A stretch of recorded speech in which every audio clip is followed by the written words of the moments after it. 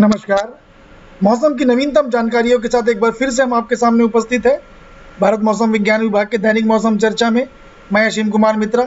आइए सबसे पहले देखते हैं दक्षिण पश्चिम मानसून 2021 की वापसी की जगह क्या है और कहाँ पे ये स्थित है। तो अगर हम इस मैप को देखें, सफ़ेद रंगों से जिन जगहों को दिखाया गया है वहाँ से मानसून की वापसी हो चुकी है। अगर हम कुछ हिस्सों की बात करें तो सबसे पहले हम बता दें आपको, मानसून जो अब है वो तेलंगाना के कुछ और हिस्सों से पीछे हट चुका है, ये जैसे आप देख सकते हैं यहाँ पे। साथ ही साथ इसमें अब मराठवाड़ा, मध्य महाराष्ट्र, कोंकण के शेष भाग भी सम्मिलित हुए हैं। और अगर हम बात करें और भी उत्तरी आंतरिक कर्नाटका के कुछ और हिस्से और मध्य अरब सागर के अधिकांश हिस्से इसमें शामिल हो चुके हैं। अगर हम निकासी रेखा, जिसको हम विड्रॉवल लाइन कहते हैं, अगर विड्रॉवल लाइन की बात करें तो यह भी 27.0 डिग्री उत्तर और 92.0 डिग्री पूर्व पे है। अगर हम स्थान की बात करें, जैसा कि आप ये नीले रंगों से देख सकते हैं, ये 14 अक्टूबर माने आज की ये निकासी लाइन है, जिसको हम अगर हम देखें तो ये कोहिमा से आरंभ हुआ है। सिलचर, कृष्णानगर, बरिपदा, मलकानगिरी, नलगोंडा, बगलकोट, जैसा कि आप देख सकते हैं, वेरगुला, इन जगहों में से ये जो जगह है यहाँ से मानसून की वापसी अब हो चुकी है। अगर हम हमारे वेधशाला में पिछले 24 घंटों के दौरान जो वर्षा दर्ज की गई है और उसकी जो तीव्रता दर्ज की गई उसकी अगर हम बात करें, हम पाएंगे कोस्टल आंध्र प्रदेश में भारी वर्षा हुई है। Gangetic West Bengal, Kerala, South Interior Karnataka और तमिलनाडु में भी भारी वर्षा दर्ज की गई है। संख्यात्मक रूप से अगर हम देखें तो हम कहेंगे बांकुरा में 10 सेंटीमीटर रेनफॉल हुई है, वर्षा दर्ज की गई पिछले 24 घंटों के दौरान। कोस्टल आंध्र प्रदेश के विशाखापट्टनम में 7 सेंटीमीटर, केरला कोलाम के 7 सेंटीमीटर, साउथ इंटीरियर कर्नाटक की बात करें बेंगलुरु में 8 सेंटीमीटर, चिकबलपुरम में 7 सेंटीमीटर, तमिलनाडु के कुडलूर, कांचीपुरम, सिरकाली, तिरुवनमालाई में 8 सेंटीमीटर प्रत्येक जगहों पे दर्ज की गई है। अगर हम सैटेलाइट की इमेजरी से अगर संयुक्त परिस्थितियों को देखें तो देखेंगे, ये देखिए, ये जो साइक्लोनिक सर्कुलेशन देख रहे हैं या ये लो प्रेशर सिस्टम कम दबाव के क्षेत्र में परिवर्तित हो गया है। अब दो कम दबाव के क्षेत्र, एक आपके बंगाल की खाड़ी में और एक अरेबियन सागर में या अरब सागर में एक उपस्थिति दर्ज हो गई है। साथ ही साथ हम देखेंगे एक ईस्ट वेस्ट ट्रफ लाइन भी, अब आप देखेंगे यहाँ पे एक ईस्ट वेस्ट ट्रफ लाइन भी गुजर रही है। तो इससे क्या होने वाला है, आने वाले दिनों में आप देखेंगे वर्षा की जो मात्रा है इन जगहों पे, क्योंकि साथ में अब 2 लो प्रेशर सिस्टम आ गए हैं, साथ ही साथ ईस्ट वेस्ट ट्रफ है की मात्रा यहाँ पे बढ़ने वाली है। उत्तरी भारत की बात करें, हम देखिए उत्तर भारत में पश्चिमी विक्षोभ अब पंजाब के आसपास हमें आपको देखने को मिल रहा है। ये अब इसमें भी आने वाले दिनों में हम देखेंगे उत्तर पश्चिम भारत में मौसम की स्थिति अब कैसी रहेगी, बहुत हम आने वाले स्लाइड में देखेंगे।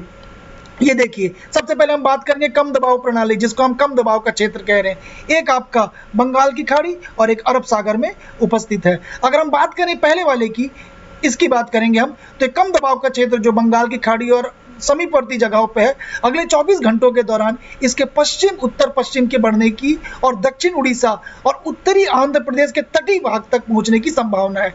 इसके प्रभाव में क्या होगा, इसके प्रभाव में अगले 3 दिनों के दौरान अंडमान निकोबार द्वीप समूह में छिटपुट गरज हवा की गति 40 से 50 किलोमीटर प्रति घंटे की होगी। साथ ही साथ अधिकांश स्थानों पे हल्की से मध्यम दर्जे की वर्षा होने की संभावना है। अगर हम 15 अक्टूबर के आसपास की अगर हम बात करें तो पूर्वी भारत और आसपास के मध्य भारत में वर्षा की तीव्रता बढ़ने जा रही है। 17-18 तारीख को की हम बात करें तो गंगी पश्चिम बंगाल, 17 और 18 अक्टूबर को गंगी पश्चिम बंगाल, 16-17 तारीख को उड़ीसा और 14 से 16 अक्टूबर तक 2021 को तटीय आंध्र प्रदेश, ये वाले भाग तटीय आंध्र प्रदेश यनम में भारी बारिश की संभावना है या भारी बारिश हो सकती है। अगर हम दूसरे कम दबाव की, जिसको कहते हैं हम एक कम दबाव के क्षेत्र दूसरा जो अरब सागर पे है, इसकी बात करें तो ये लक्षद्वीप से क्षेत्र से दूर पूर्व मध्य और उससे सटे दक्षिण पूर्व अरब सागर पे भी स्थित है।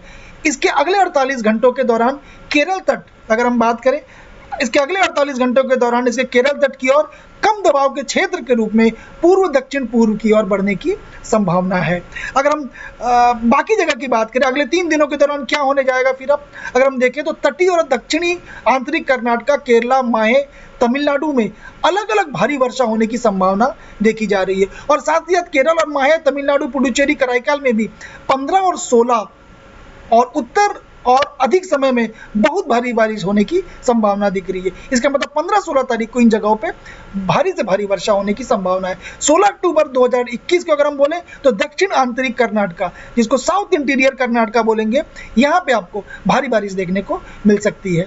मौसम की चेतावनी अगर हम देखें आने वाले 5 दिनों के लिए, तो आप देख सकते हैं 14, 15, 16 को अगर हम देखें तो दक्षिण प्रायद्वीप के भाग, खासकर अगर हम 15 तारीख की बात करें तमिलनाडु में ऑरेंज अलर्ट है। अगर हम 16 तारीख की बात करें, 16 तारीख को भी ऑरेंज अलर्ट तमिलनाडु, केरला और खासकर दक्षिणी कर्नाटका, इंटीरियर कर्नाटका को हमको देखने को मिल सकती है।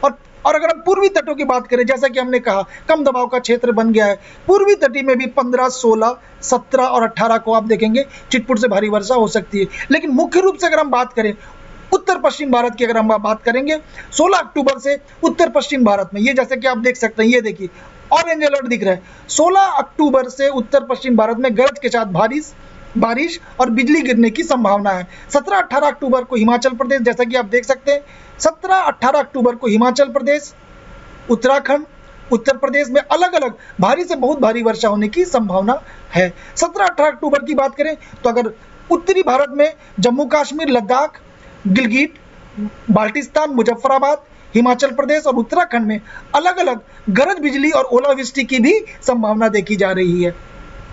मेरा आपसे अनुरोध है, अगर आप हमारे ऐप डाउनलोड नहीं किए तुरंत ऐप डाउनलोड करिए। कल एक बार फिर से हम आपके सामने उपस्थित रहेंगे, तब तक के लिए धन्यवाद।